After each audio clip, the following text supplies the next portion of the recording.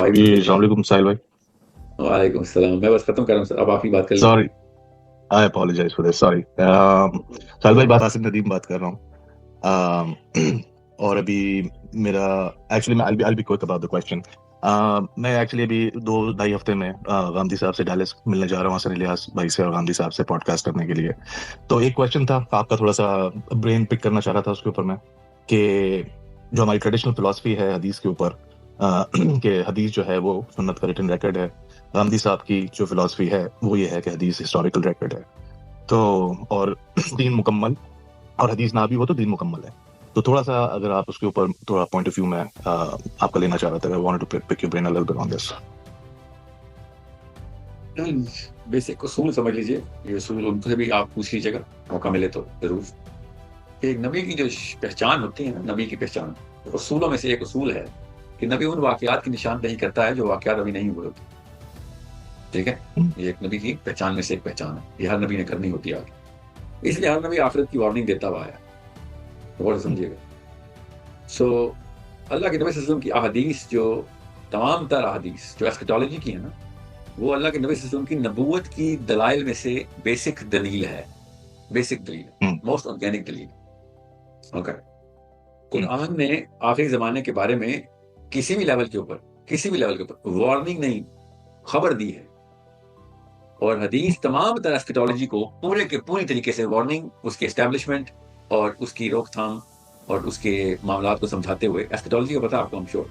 تو جی, تو بغیر حدیث کے فیوچر جو ہے نا, فیوچر جس کو ایسکیٹالوجی کور کرتی ہے, سنت جو ہے وہ صرف پریزنٹ یا پاسٹ کو کور کر سکتی ہے. ابراہیم سے آ رہی ہے علیہ السلام سے, تو پاسٹ ہے. اللہ کے نبی صلی اللہ علیہ وسلم کے وقت ہے تو پریزنٹ ہے. سنت تو وہ ہے نا.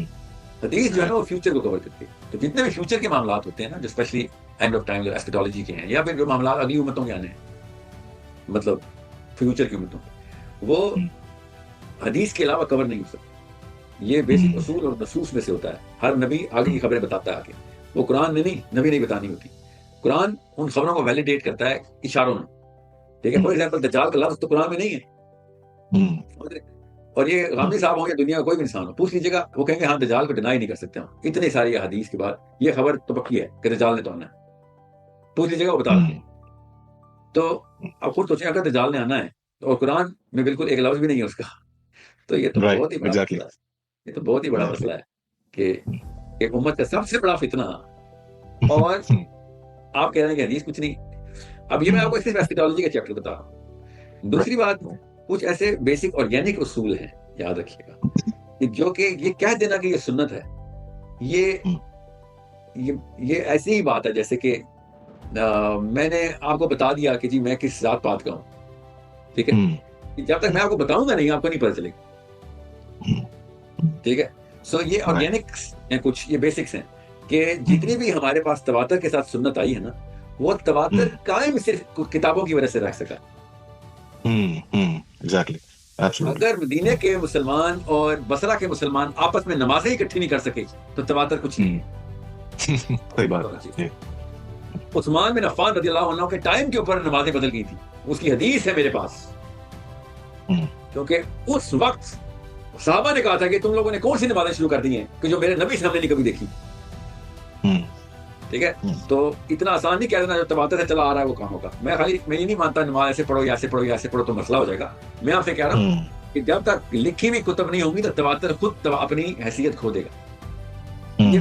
یہ کہنے کی ضرورت نہیں ہے, یہ بچے کو بھی مطلب آرگینک کانسیپٹس ہیں سارے, یہ ہر ایک کو پتہ ہے. اس کے لیے کتاب لکھنے کی ضرورت نہیں, آپ کو پتہ ہے کہ ہم تک سنت بھی احادیث کے تھرو ہی, کتب کے تھرو ہی پہنچی, ورنہ ہم اس سنت کا تواتر قائم ہی نہ رکھ سکتے.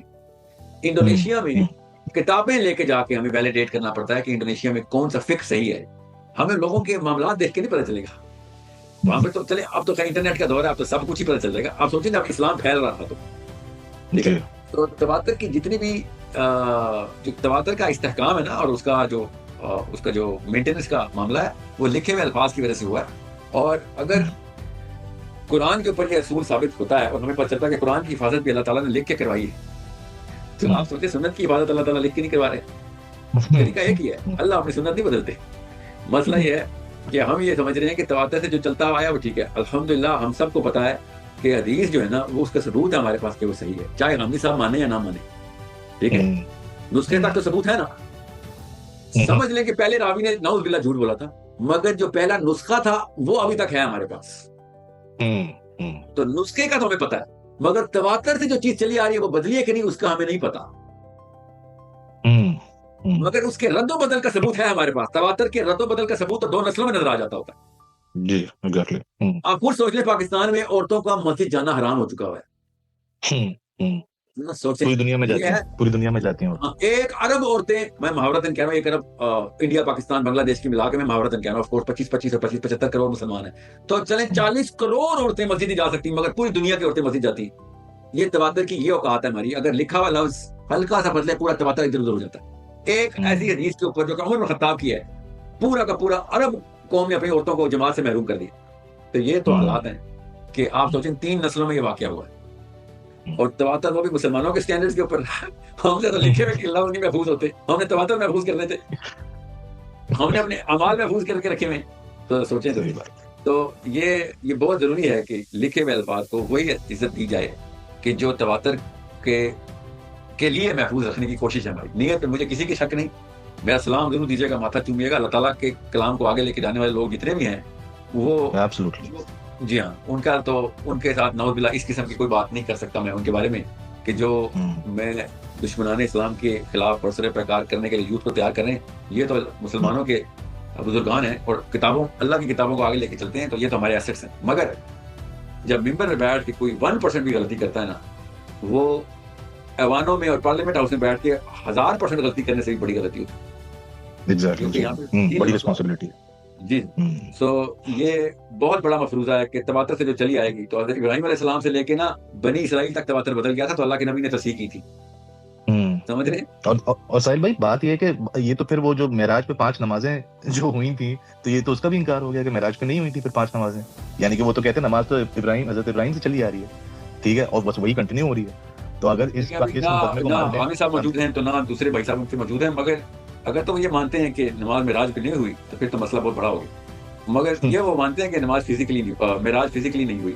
اس لیے تو اگر میری ملاقات ہوگی تو ضرور میں پوچھوں گا کہ یہ سدرۃ المنتہا پہ اللہ کہہ رہے ہیں کہ تو نے اپنی آنکھ سے جبرائیل کو دیکھ لیا تھا, یہ کب ہوا, یہ واقعہ کب ہوا تھا, بس یہ پوچھ لینا. اور وہ آپ کا جو ایک مین آرگومنٹ ہے کہ جی جو کفار تھے انہوں نے وہ پھر پریشان کیوں ہو رہے تھے اگر فزیکل نہیں تھا, تو اگر خواب کی بات تھی تو پھر خواب. اس کا جواب ایک اسٹوڈنٹ نے اس سے میرے لیے لے کے دیا ہے. یہ سوال ان سے ضرور پوچھے گا کیونکہ انہوں نے اس کا جواب دیا تھا, کیونکہ اللہ کے نبی نے کہہ دیا تھا ان کا خواب ہے نا. تو اس پہ اس لڑکے نے سوال ہی نہیں کیا کہ سر خواب تو خواب ہوتا ہے, چاہے نبی کا ہو یا نہ ہو, اڑ تو کوئی بھی خواب میں سکتا ہے. اس پہ اعتراض تو نہیں کرنا انہوں نے. وہ بھائی صاحب چپ ہی ہو گئے, وہ جو بھائی جان ان کے سامنے بیٹھے ہوتے ہیں. حالانکہ بڑا اچھا سوال ہے کہ مکے والوں نے خواب پہ اعتراض کیوں کرنا ہے, خواب میں تو سائل میاں بھی اڑ سکتے ہیں, اس میں کون سی ایسی بات ہے. ایک لمحے میں بھی 7 آسمان پہ خواب میں آ سکتا ہوں. خواب میں ایسے کرنا کوئی اچیومنٹ نہیں ہوتی, نہ ہی اعتراض کا باعث ہوتا ہے.